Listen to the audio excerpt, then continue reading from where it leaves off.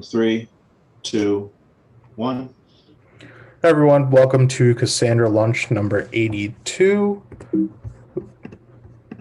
Today's topic is going to be on Instaclustr Manage Cassandra and Next.js.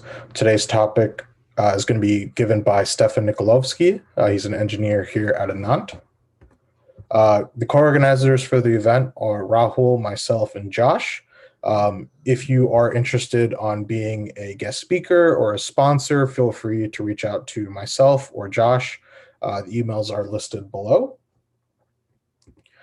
We are part of Data Community DC. Data Community DC is an inclusive culture, and so we respect to be given to all, no matter your race, gender, sexual orientation. Data Community DC is built up of a bunch of different organizations.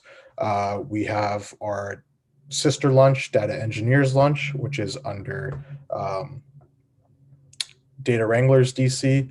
If you are interested in other topics or events or groups that are put on by Data Community DC, you can check out their website, and you can also find out more about the other events on their website as well. So what do we cover here at Cassandra Lunch? So we cover anything that does Cassandra. So whether that be open source Apache Cassandra, data stacks, things that are CQL compliant, so like Scala, Yugabyte, key spaces. So now they have managed Cassandra, I believe, with Amazon or even Cosmos DB.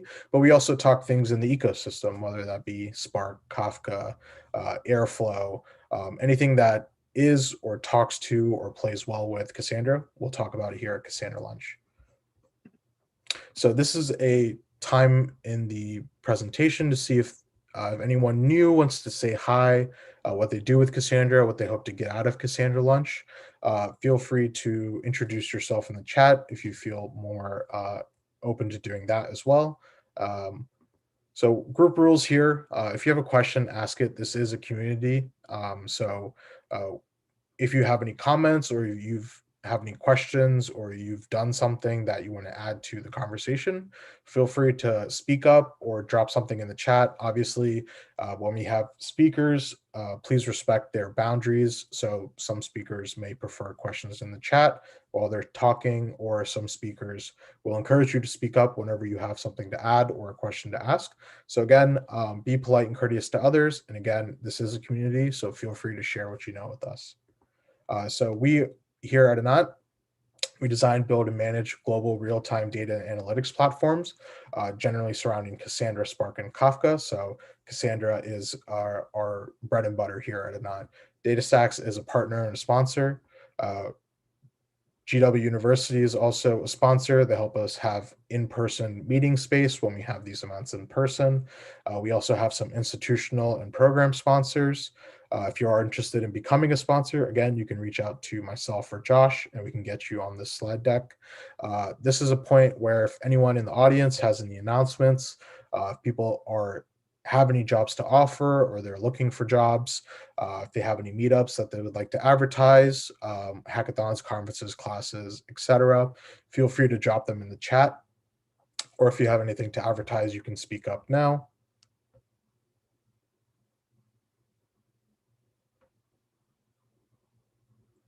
Okay, moving on. So we are hiring at Anant. We are offering full-time or part-time positions, whether that be a data platform operator, engineer, or an architect. If you are interested, you can find out more at careers.anant.us. So some upcoming events that we host at Anant. Cassandra lunches every Wednesday at noon Eastern. Currently, there are some plans on making changes to the schedule to make it more available for people to attend live in other parts of the world. Our sister lunch on Mondays at noon Eastern. Again, same kind of thing applies. We might move around time slots, but obviously we'll keep everyone updated, whether that be Twitter, LinkedIn, or YouTube community. So if you're not subscribed and you're watching on YouTube, or if you're here live, don't forget to subscribe to our YouTube channel, youtube.anantcorp, so you can keep up to date with all these events. And again, all these events are being live streamed parallel in YouTube, so you can always watch there as well. And so We have upcoming topics. We're getting our schedule straightened out for the month of January, and we'll have events up and topics up for February as well soon. So all these videos are available on our YouTube channel, as mentioned, youtube.com/AnantCorp. You can find a playlist that has all of the previous Cassandra Lunches. We only started recording at Cassandra Lunch 10. So everything from 10 to now, what is 82, are available on YouTube. Cassandra.Link should be your number one resource for all things Cassandra. It's a hand-curated site with all a bunch of different resources by us here at Anant surrounding Cassandra, but then also the surrounding ecosystem. As you can see in the tag section, we have topics related to Spark, Kafka, but again, the central aspect of Cassandra.Link is everything Cassandra. And with that, I will hand it over to our guest speaker today, Stefan. Thank you, Arpan. Let me see this one. All right. Hello, everybody. My name is Stefan, and today I will be presenting on Instaclustr managed Cassandra and Next.js. What that means is we're going to split up nodes, a couple of nodes on Instaclustr, connect to them, use the Next.js API to talk to them, and we'll see the benefits of Instaclustr compared to something like Azure or AWS. So first of all, let's see what Instaclustr is. Instaclustr helps organizations deliver applications at scale by operating and supporting their data infrastructure through its software as a service platform for open source technology. They do open source technologies like Kafka, Postgres, and Cassandra. So I did a little research on why Instaclustr might be a little bit better. Like, let's say, for example, Azure or AWS, right?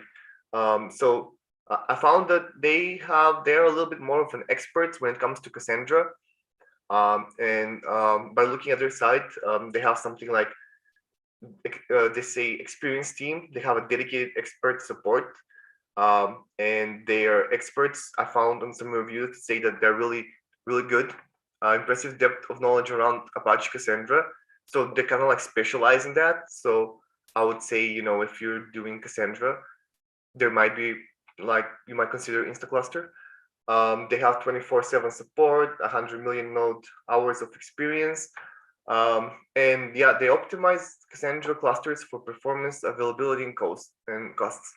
I don't really have any statistics or benchmarks to test to compare these to some of the bigger cloud providers. But in my understanding, it seems to be as they're more of an expert when it comes to Cassandra and open source technologies. So when it comes to open source, which one they support, they do OpenSearch and Postgres. But mainly the two big things that we were kind of interested in is going to be Kafka and Cassandra.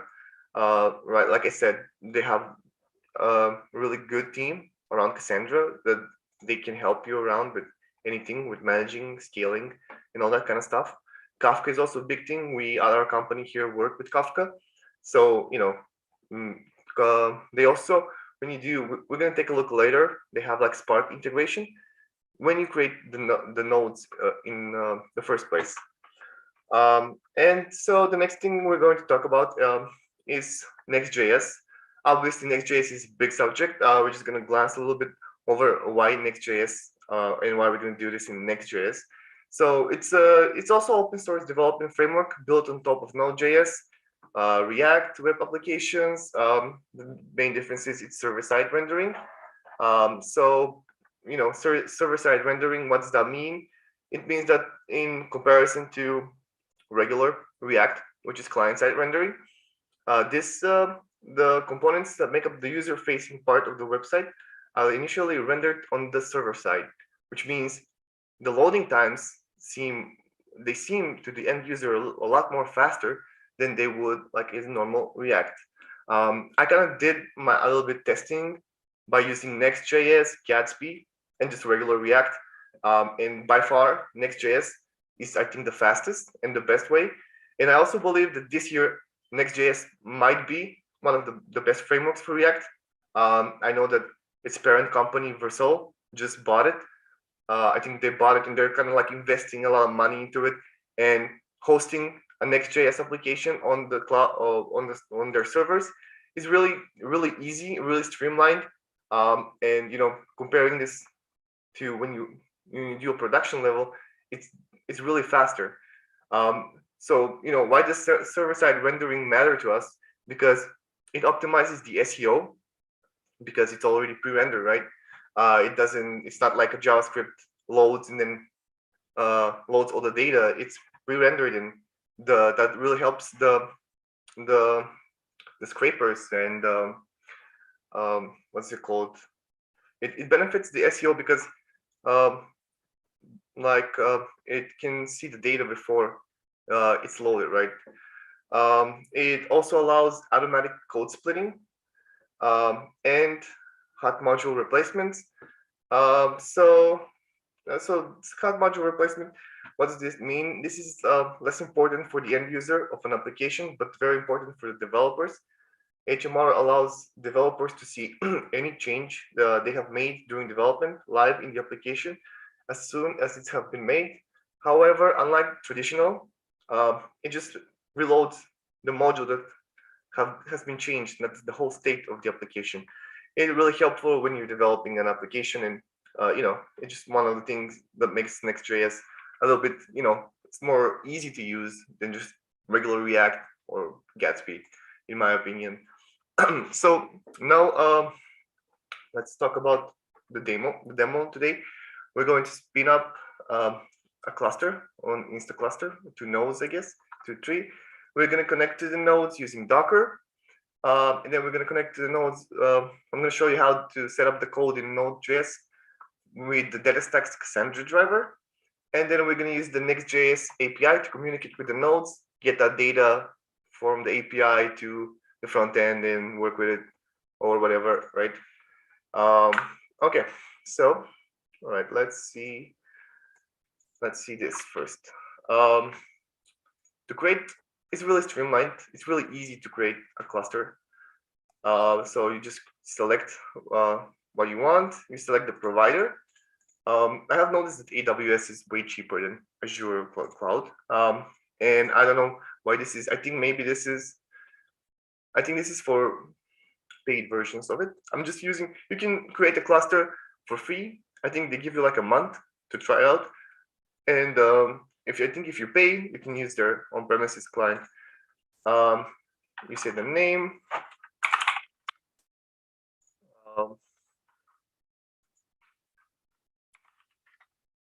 Okay, 5 letters. You can choose the version of Cassandra. You can do 3.11 or 4. So they support the latest version of Cassandra. Replication factor, some options here. And this was where I was saying. Second, enterprise add-ons enables the enterprise pricing, which adds whatever. But you can do an add-on of Spark, which is for the paid version. And for the non-paid, you can do Apache Lucene and backup, right? So you can, why not? You can do backup. You can choose which data center you want it to be in, the name, and then you have like $1 per price here. So if you go back, and I want to just make sure, because I did my one on Azure, and you can see it's kind of 10 times even cheaper. I don't know what that is, but it looks like Azure is really much more expensive than AWS to host. Yeah, definitely more than all of them. But yeah, no, that's it. You just create it, and that's it. Then you get this. It takes a little bit of time to spin up, and then you have your, well, compared to like something like Cosmos DB, like basically like Azure or AWS, you don't have a lot of stuff here on the UI in the website. There's some monitoring. There's some details we're gonna go through later, but it's not really that much. It's not better at all than like Azure or something. Like I said, I guess the value of Instaclustr might be the people that will give you support in the long run. All right. But yeah, so this is, you have some tables here, some graphs. Excuse me. You have your nodes. how much disk usage, CPU usage, like the standard stuff. You have some stuff about the health. In details, you have some even more details about it, settings, firewall rules, and basically the connection info. This is what we're going to need. What we might use. We're going to use this to connect to using the DataStax Cassandra driver. Like we have the name of the data center. We have the IPs of the nodes. This is the one. Is the second one. We have the username and the password. And then even more, like they give you some code examples here, how to connect to Java, Python. Not really the documentation. I found it. It's okay. It's nothing special. It's nothing compared to like Azure documentation for Cassandra. They have like a lot more information that you can work with. But if you're working with Cassandra and you're hosting it, I believe you would like have a little bit more experience. You wouldn't need like a lot of documentation to get up and running. Some other options here, you can add more nodes, add data center, and these are snapshots here. I think they do it automatically, but you can also do a backup. And yeah, so basically that's all of it, right? Outside of that, maybe contacting their people they can give you more information and more stuff to work with. I don't know if the paid version gives you more information, but so far that's all I've seen. And now, actually, like I said, we have this information here, the username, the password, and firstly, let's say you want to connect to you just want to see the data on your local machine, and you can do this by just downloading one of the official Cassandra images from Docker, spinning it up, right? And then connecting to it like this. So this is the IP ID of the container. You do the node, the IP of the node, the port, the username, and the password. And there you go. You are connected to the iCluster, to Instaclustr. I'm sorry, through your local environment. Let me say.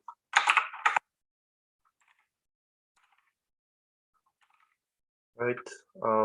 You can create stuff. You can do. Let's see.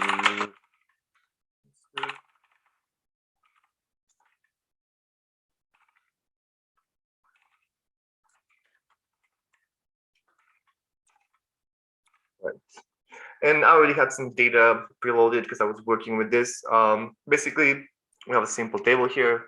Now, item ID, name, and price, right? And so, right, this is easy, right? This is all great and stuff, but how do we use this? How do we like kind of develop something from using this? Well, luckily for us, DataStax has this amazing Cassandra driver, Node.js Cassandra driver, that you can use to kind of like connect to any cloud provider and use their data and work with it using queries like this. So just to stop, is there any questions?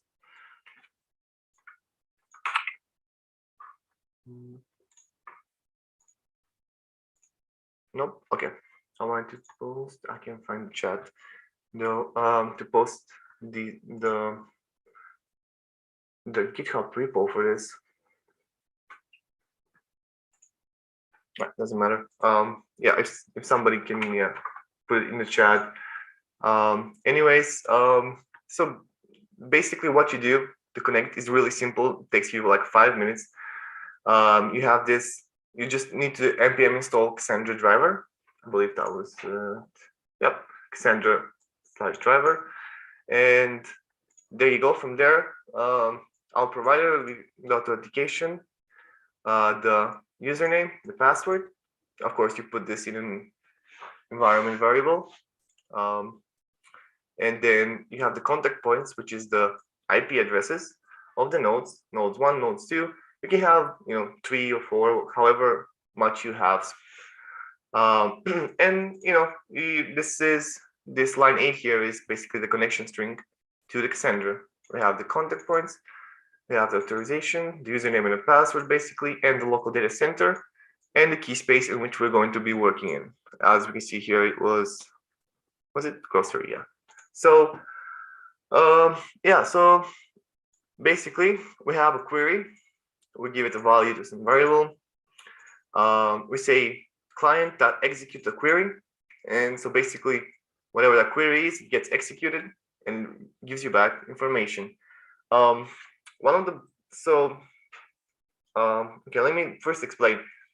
Next.js has its own server into its, like when you spin up a Next.js application, it comes with its own server. And the way the routing works in Next.js is you have whatever the name here is API/Cassandra, that's going to be the route for it. We don't have to specify the route here. So if I wanted to make a call, right, to do this query select all in Cassandra, all we have to do is just do a call to API Cassandra. And let's do that actually right now. Oh, actually, hold on. Let's spin up the server.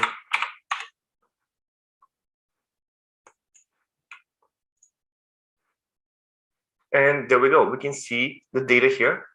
It's giving us some information about which node it's targeting, and the rows, which is the data, and then the type, the columns, which is what type they are. As you can see, I think it's the same thing. Yeah, it's the same data as we're looking in the CQL. So basically what we're doing is we're doing a request to the Instaclustr server using the Cassandra driver, and it's the Next.js API. Of course, we would like to also like add data into it, and basically like you would add into the CQL with some like insert into.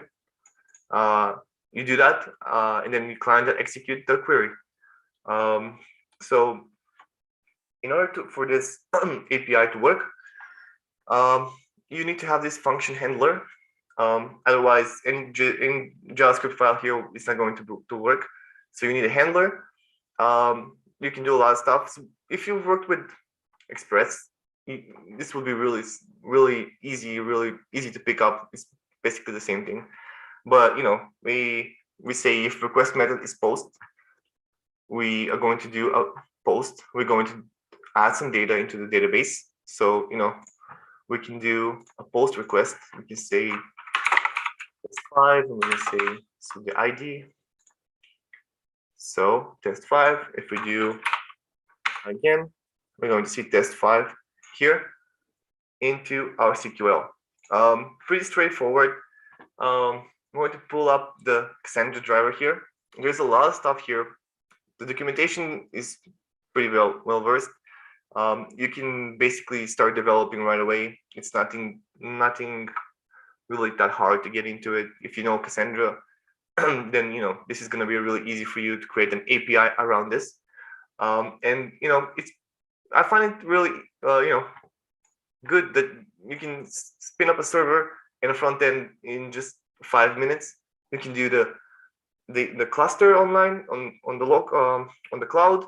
You can do just to create next app, and then you have everything. I'll provide the code. This is on our Anant GitHub repository. You guys can clone this and start using it right away. But yeah, basically you have your own API server into the client. Next, we're going to take a look at how do we use this data. I'm going to start by explaining there's two different ways of fetching data in Next.js. One is going to be get static props, and then one is going to be get server-side props. The difference is static props allows you makes the call on build time, so it fetches the data and then uses the data throughout the application. That's why it's a lot faster than just using regular React, or in this case, you can use server side. So whenever it gets triggered, that's when the call is being made. Only thing you have to do after that is return the props and then use the props in the function, and then you print out whatever you want to print out, right? So just to say, also the one thing that I really like about Next.js is that the routing is really easy, and kind of like similar to the API. We have /API/Cassandra. You have /API/groceries, and that's your page. You don't have to you don't have to do anything. You don't have to do React router DOM. You don't have to redirect, link, or anything like that. It's pretty easy, pretty awesome to use. I would say if anybody's looking to do like a production level, um, some website, some application on production level that's not too complicated, that's not going to require a lot of server-side, calls. I think Next.js is definitely the clear winner in like as of today. And you have the data, you bring the data, and that's it. Basically, you have the full stack application in 5 minutes, and you can host it, Cassandra. Basically, all you need is the user, the password, and you can use whatever you want. Like you can use even Azure, the AWS, and you can host your Cassandra there. I'm just saying, it's pretty easy to get started with, developing on Cassandra. And yep.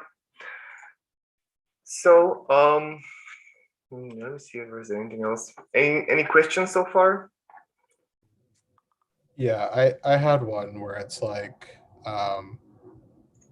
so I'm assuming you'll be able to potentially connect via like Stargate, for example, right?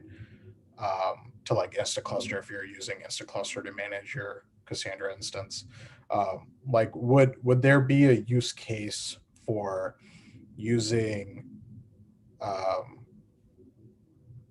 like a basic, right? So if you're not necessarily using React based or JavaScript based front end system, um, would it make sense to use like Stargate, like in that sense of like, hey, I need to talk to my API. Can Instaclustr like be supported via like Stargate? Do you know, perchance? Oh yeah, absolutely. Great question. Actually, Instaclustr supports Cassandra, and I don't know if that uses Stargate, but Cassandra, you can communicate it through the API, so you don't actually need like the driver. But if you have Cassandra, if you basically know Cassandra is Elasticsearch and Cassandra, you can communicate to Cassandra to the Elasticsearch API. For Stargate, I'm not quite sure. I don't think. I think maybe if you can set it up in a way that you can use Stargate. I don't see why not. I would though suggest if you're already taking that route, I guess Astra database is gonna be way easier to use, since Astra base comes like with Stargate already, defined. Like Astra uses Stargate behind the scenes, right? So if you're gonna, want to do that route, Astra is, I think, even cheaper to host, and you can use the API as well.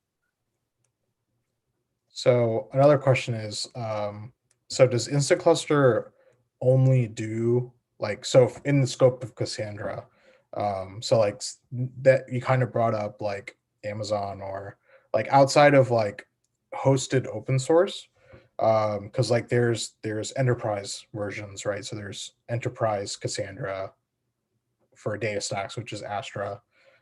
There's like Key Spaces, which is like CQL compliant for Amazon, and then like Cosmos, which is like CQL compliant for Azure. Because you mentioned like the professional or like the enterprise for Instaclustr, like does that have anything, like is it like anything extra added onto it to make it different from like normal open source Cassandra, or is it kind of just like additional security, like an extra level of support kind of thing when you talk about enterprise level, I guess? Well, yeah, I actually did research that and see, if an enterprise version of Instaclustr, which is basically just, I think, just some more money of it. Um, I think basically you get some more support on their side, as much as I could see. There's nothing more added special, like in a sense, something like Cosmos DB, where you get like a lot of stuff, or like managed key spaces, where they provide a lot more out of the box solutions. I think it's more of a just a more support from their team, in using Cassandra and helping you, manage Cassandra or something like that. They do say, they do enterprise grade security, so I think, yeah, I would say, yeah, even like that would be a part of it. Built-in monitoring Terraform provider, that might be something it. But I haven't seen something, because I think they would like let you try it out before, you can decide if you want it or not. I don't think they would hide it, but so far I haven't found anything like that's already pre-built like that.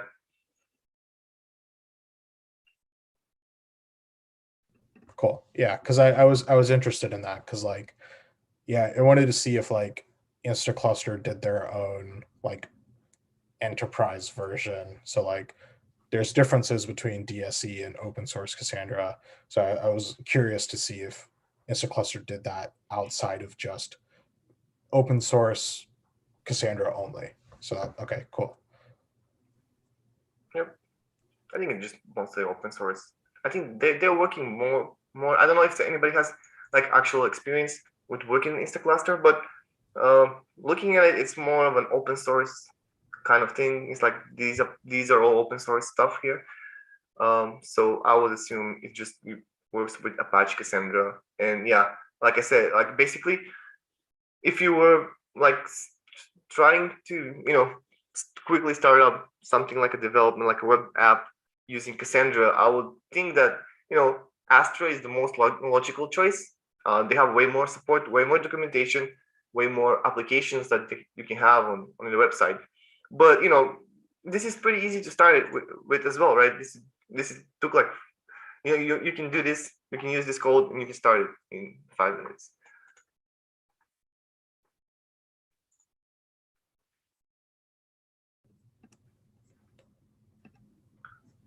Let me Cool.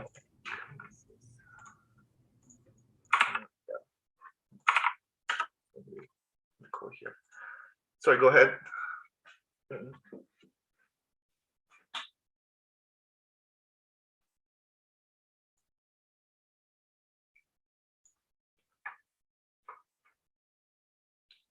All right.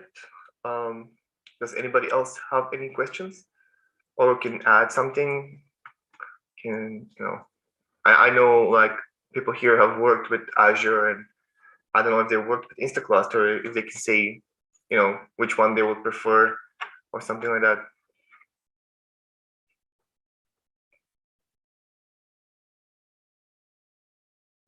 Okay. And with that, I'm going to throw it back to you, Arpan. Yep. All right. Thanks for that, Stefan. So before we wrap up, I want to make a quick little announcement. So we also, if you guys aren't familiar, we also run Cassandra.tools, which is a website. And so it has all these different open source tools that work with Cassandra. So if you're interested, you can check that out. But I do want to shout out our team here, where we recently added doc search by Algolia. So just to make an extra feature for you to be able to search. So as we add more and more and more tools, because currently we have a fair amount, right? So if you're looking for something very specific, we now have the implementation of doc search. So feel free to knock yourself out, look for something. If you have any tools that you found online and you want to help the community, feel free to drop those in a chat or in an email to myself or Josh, and we can vet them. And then if they're applicable, we can get them added to Cassandra.tools. So feel free to let us know if you have any tools that you would like to see on here. But just want to give people an update that we now have doc search on our tool or on Cassandra.tools. So with that, we will wrap it up, and we will see everyone next week for Cassandra Lunch. And again, our sister lunch for data engineers lunches currently are Mondays at noon Eastern. Again, we are looking at potential changes to the schedules to accommodate to a more worldwide audience, but we'll keep everyone up to date on that via our socials. So be on the lookout for that, and take care. Have a great rest of the week.